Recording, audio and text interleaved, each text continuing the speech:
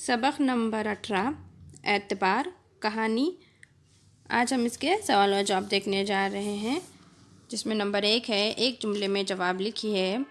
Number 1, मुसन्निफ़ पंडित सदर्शन की पैदाइश किस सन में हुई? जवाब, पंडित सदर्शन की पैदाइश सन 1896 में हुई। अगला सवाल है, पंडित सदर्शन ने अपने अफसानों में किन लोगों की ज़िंदगी को पेश किया है? जवाब, पंडित सदर्शन ने अपने अफसानों में समाज के मुतवस्सित तबके के लोगों की ज़िंदगी को पेश किया है। अगला सवाल है, बाबा भारती घोड़े को किस नाम से पुकारते थे? जवाब, बाबा भारती घोड़े को सुल्तान के नाम से पुकारते थे। अगला सवाल है, बाबा भारती के घोड़े में क्या खूबी थी? जवाब, बाबा भारती के घोड़े की चाल ऐसी थी जैसे मोर घटा देखकर नाच रहा हो। अगला सवाल है, बाबा भारती अपने घोड़े की खिदमत किस तरह करते थे? जवाब, बाबा भारती अपने घोड़े की मालिश अपने हाथ से करते और ख़ुद दाना खिलाते थे। अगला सवाल है, बाबा भारती शहर छोड़कर कहाँ रहने लगे? जवाब, बाबा भारती शहर छोड़कर गांव से बाहर एक छोटे से मंदिर में रहने लगे। अगला सवाल है, बाबा भारती को क्या वहम हो गया था? जवाब, बाबा भारती को वहम सा हो गया था कि वो सुल्तान के बगैर नहीं रह सकेंगे। अगला सवाल है कि खड़क सिंह बाबा भारती के मंदिर में क्यों आया था? जवाब, खड़क सिंह सुल्तान को देखने के लिए बाबा भारती के मंदिर में आया था। अगला सवाल है कि खड़क सिंह ने घोड़ा देखने के बाद क्या कहा? जवाब, खड़क सिंह ने घोड़ा देखने के बाद कहा कि वो इस घोड़े को बाबा के पास ना रहने देगा। अगला सवाल है, बाबा भारती ने अपाहिज के साथ क्या सलूक किया? जवाब, बाबा भारती ने अपाहिज को घोड़े पर सवार किया और ख़ुद घोड़े की लगाम पकड़कर धीरे धीरे चलने लगे। अगला सवाल है, अपाहिज के भेष में कौन था? जवाब, अपाहिज के भेष में डाकू खड़क सिंह था। अगला सवाल है, मुख्तसर जवाब लिखिए।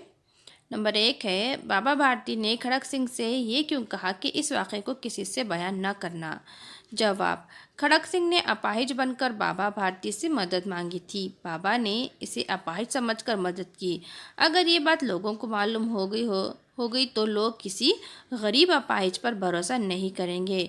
यही सोचकर बाबा भारती ने खड़क सिंह से कहा कि इस वाक़े का किसी से जिक्र ना करना।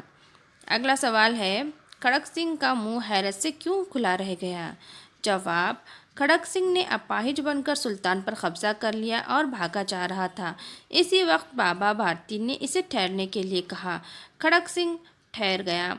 बाबा ने कहा कि यह घोड़ा तुम्हारा हो चुका है, अब वो इसे वापस करने के लिए नहीं कहेंगे। बाबा ने सिर्फ एक इल्तिजा की कि खड़क सिंह इस वाक़े को किसी से बयान न करें। खड़क सिंह समझ रहा था कि इसे घोड़े को लेकर भागना पड़ेगा, लेकिन बाबा की ये बात सुनकर इसका मुंह हैरत से खुला रह गया। अगला सवाल है कि बाबा भारती के बर्ताव का खड़क सिंह पर क्या असर हुआ? जवाब, बाबा भारती ने खड़क सिंह से कहा कि वो इस वाक़े को किसी से बयान ना करे। खड़क सिंह ने वजह पूछी तो बाबा ने कहा कि लोगों को अगर इस वाक़े का इल्म हो गया तो वो किसी गरीब अपाहिज पर भरोसा ना करेंगे। बाबा की इस बात पर इसने सोचा कि कैसा नेक ख्याल और कितना पाक जज्बा है। इन्हें घोड़े से मोहब्बत थी, लेकिन इन्हें इस वक्त सिर्फ ये ख्याल था कि कहीं लोग गरीबों पर भरोसा करना ना छोड़ दें। बाबा की इस बात का खड़क सिंह पर ऐसा असर हुआ कि इसने रात मंदिर जाकर सुल्तान को अस्तबल में बांध दिया। अगला सवाल है कि वजह बताइए। नंबर 1, बाबा भारती की सारी रात अस्तबल की रखवाली में कटने लगी। जवाब, डाकू खड़क सिंह बाबा भारती के घोड़े सुल्तान की तारीफ सुनकर देखने आया। खड़क सिंह घोड़े की खूबसूरती और इसकी चाल देखकर हसद करने लगा। इसने जाते जाते कहा कि वो इस घोड़े को बाबा के पास ना रहने देगा। बाबा भारती इसकी बात से डर गए। इन्हें रात को नींद ना आती थी। सारी रात अस्तबल की रखवाली में कटने लगी। अगला सवाल है, खड़क सिंह ने सुल्तान को इस जगह बांध दिया। जवाब, खड़क सिंह ने अपाहिज के भेष में सुल्तान पर कब्जा कर लिया और भागने लगा। इसी वक्त बाबा भारती ने इसे रोका और इससे इल्तिजा की कि वो इस वाक़े का जिक्र किसी से ना करे। खड़क सिंह ने वजह पूछी तो बाबा ने कहा कि लोगों को ये बात मालूम हो गई तो वो किसी गरीब अपाहिज की मदद नहीं करेंगे। इनकी ये बात सुनकर खड़क सिंह इनके ख्याल और जज्बे से बहुत मुतासिर हुआ और वो इसी रात मंदिर पहुंचा और सुल्तान को इसकी जगह बांध दिया। अगला सवाल है, تفصیل سے جواب لکھیے۔ نمبر 1، کھڑک سنگھ نے بابا بھارتی سے سلطان کو کس طرح حاصل کیا؟ جواب، ایک دن شام کے وقت بابا بھارتی سلطان کی پیٹھ پر سوار ہو کر سیر کرنے جا رہے تھے۔ اچانک انہیں ایک درد بھری آواز سنائی دی۔ بابا نے گھوڑا روک لیا۔ ایک اپاہج درخت کے سائے میں بیٹھا کر رہا تھا۔ اس نے بابا سے درخواست کی کہ اسے گاؤں تک پہنچا دو۔ بابا نے گھوڑے سے اتر کر اپاہج کو گھوڑے پر سوار کیا اور خود اس کی لگام پکڑ کر دھیرے دھیرے چلنے لگے۔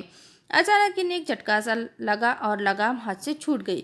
انہوں نے حیرت سے دیکھا کہ اپاہج گھوڑے کی پشت پر تن کر بیٹھا ہے اور گھوڑے کو دوڑائے لیے جا رہا ہے۔ یہ اپاہج ڈاکو کھڑک سنگھ تھا۔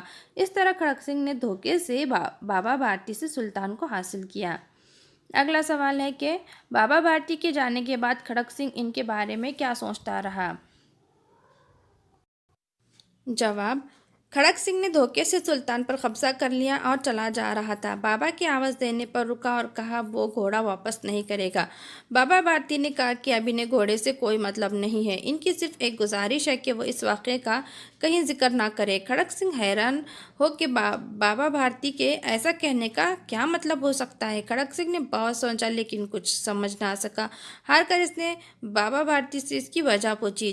بابا نے جواب دیا کہ اگر لوگوں کو اس واقعے کا علم ہو گیا تو وہ کسی غریب اپاہج پر بھروسہ نہیں کریں گے۔